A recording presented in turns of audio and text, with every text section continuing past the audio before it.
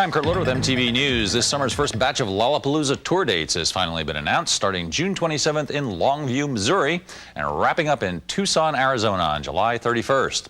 At least 10 more dates are still to be announced. This year's headliners, of course, are Metallica, who promised their followers will not beat up jangly band fans, and Soundgarden and the Ramones. Concert sites, for the most part, will be fields, fairgrounds, and speedways. Tickets for shows in Longview, Des Moines, Knoxville, Tucson, and Charleston, West Virginia will go on sale this weekend. Or for those wanting to beat the crowd, there's this Lollapalooza website where tickets will be available 3 days earlier than anywhere else, as they will at Ticketmaster Online as well. Second stage bands on the first half of this year's tour will include Ruby and Girls Against Boys, and in the second half, Soul Coughing, Satchel, and Sponge. There'll also be an indie stage this year, and MTV's Choose or Lose bus will be showing up at some Lollapalooza sites too, starting with the opening Longview date on June 27th. Speaking of Sponge, the Detroit Quintet is now wrapping up a new album, Wax Ecstatic, the follow-up to the band's debut hit of last year, Rotting Pinata. Themes include censorship, but the feel of the record is generally upbeat, or so it seems. John Norris discovered all this when he visited the group in an LA studio. Don't ask why. 16 candles down the drain. Come up with a product that sounds a little more live, you know? And a lot of the stuff on the last record sounded live, but this thing even sounds like the snare drum might sound like it's just like your head's right next to a real snare drum, you know what I mean? Which is cool. Check it out. More of a live feel and just maybe a lighter touch this time around.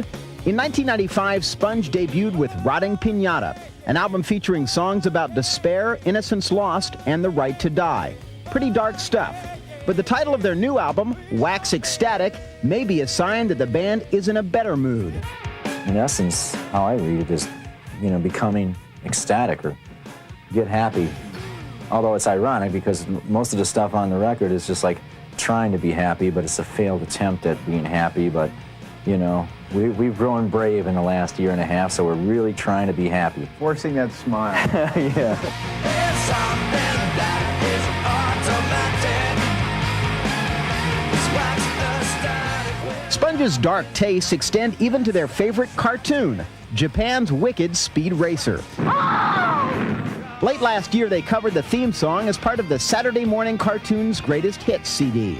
Cartoons today, they show the crack up, and then the guy gets out of the car, you know, and he's okay.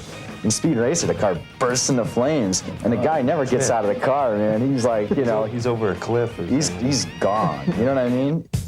Vitti brings that same passion to his political beliefs. One track on Wax Ecstatic, Silences the Drug, takes aim at the current campaign year assault on freedom of speech. Censorship on any level is just an insult to our intelligence completely when you think about it, you know what I mean? It just, even when it comes down to, you know, like a billboard ad with somebody smoking a cigarette, Joe Cameron, or whatever.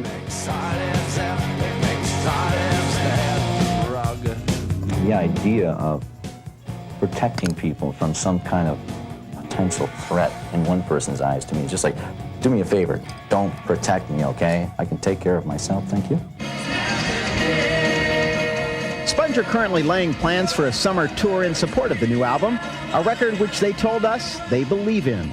I think that we got something to say, you know, with this stuff, and with that in mind, I just think that that's a potential formula for our success throughout the rest of the year, you know.